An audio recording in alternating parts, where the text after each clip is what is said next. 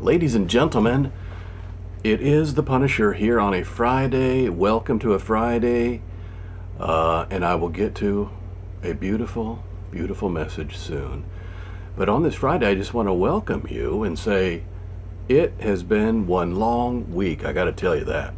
But the Punisher's here on a Friday, following a hump day, following a surprise Tuesday night drop, just loaded with content. So I hope everybody's doing well. Yesterday, a fantastic drop of The Eye went out. I hope that you saw it. If not, be sure to go visit The Eye. Subscribe here, ladies and gentlemen, where you can get all of the beautiful content and directions to get The Eye. And then go and subscribe to The Eye. So, anyway, I'll start off with some sad news. A surprise death in the NASCAR family. I wasn't even tracking this. Now look, I don't sit around watching NASCAR all the time, but I'm aware here and there, and it's sad nonetheless because NASCAR is famously conservative, mostly. NASCAR driver Kyle Busch dead today at the age of 41. He first drove car number 18 for Toyota for many years, and most recently he was driving the number 8 car for Chevrolet. He also recently won. Very sad story. He came down with something that happened very quickly, like last Thursday, and then the next thing you know, he's dead. So, rest in peace, Mr. Kyle Busch, and to your family, we wish you all of the best. What a sad story. I don't like seeing people die at all, let alone die so young, for something that just sounds really, really weird. And in an uplifting story, I hope that President Trump actually embraces this. But a man over in Bangladesh has a albino buffalo, boop, that he has appropriately named Donald Trump because of his beautiful blonde comb-over hair.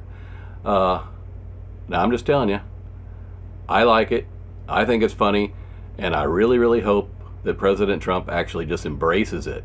That'll be the best way to get the liberals off his back, by the way, too, is to not fight it, but actually say, oh my God, I see the resemblance. The resemblance is stunning, stunning, stunning, stunning, beautiful, beautiful, beautiful flowing hair. So I hope that he does. Isn't that great? An albino buffalo in Bangladesh. Meanwhile, this GOP hopeful candidate, her name is Caroline Schinkel. She is a Republican running in New York's 12th district for the Jerry Nadler seat. And she is sick and tired already of Communist Mamdani and how he's driving that city into the ground. We knew it was going to happen, ladies and gentlemen. I said, well before the election, I'm sorry to those who live in New York who did not vote for this guy, but for those who did, they deserve what they get. Okay? He's running into the ground. By the way, he goes hand in hand with that Seattle mayor. What's her face? Wilson or whatever. These people are stupid. They are stupid, stupid, stupid. They don't even know. Look, I'm not an economics major, but one thing I do know is if you get rid of the people that pay the majority of the taxes, the people that reside there afterward are going to have to continue to pay the taxes at a higher rate in order to fund all of the programs. So they're stupid when they force out the rich by making fun of them and saying you need to pay your fair share. Starbucks is leaving Seattle because of this. That little mayor who left from home. She stayed with her parents and got all of her support from her parents. She hasn't done a hard day's work, and now she's the mayor of a big city called Seattle, and she's running it down. And she laughed at the Starbucks folks from leaving, and now she wants them back. It absolutely confounds me. I like the word confound. I used it the other day. But it does confound me that liberals so like to pick on the rich. A simple Google search tells you that about 90% of our federal taxes are paid for by the rich. We need the wealthy, ladies and gentlemen. You can You can hate some of the wealthy. You can hate them because you feel sad or whatever that you don't make as much. But guess what? Have a little thankfulness when it comes to those taxes, because they pay the bulk of our taxes, folks. They do. Anyway, she's running in that district and hopes to get that seat. Meanwhile, drop down a level. Mamdani himself, actor, Jewish actor, mind you, Michael Rappaport. You might know him.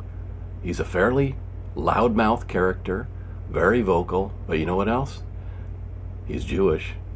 He can't stand the way Jews have been treated, all of that stuff at the universities and all that. He cannot stand Mamdani. He has already voiced his plan to run for mayor in 2029.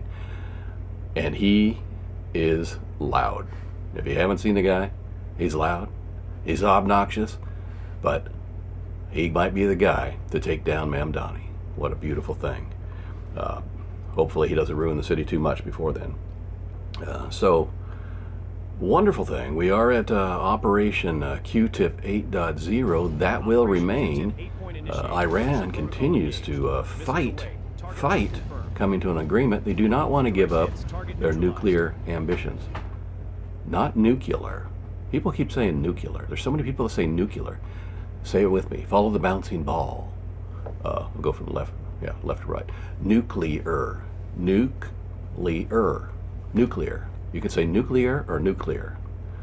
About the same. Do not say nuclear, because it makes you sound kind of dumb. Anyway, they won't give up that. And the thing with the Hormuz Strait, these are international waters. Every country in the world that passes a ship through that strait should say, you can't go imposing a passage fee for us to go through. This is absolute nonsense. They've been doing this stuff. No, international waters. And so, let's keep up the fight. But President Trump's about ready to knock out those the remaining infrastructure. Remember, he held off on the grid and all that, but the people of Iran are not going to like it if he has to go to the next phase, and it's going to be horrible, and we could probably lose some support. Meanwhile, I hear OPEC might be going under, which should already reduce oil prices. We'll see how that goes. And now, I leave you with this.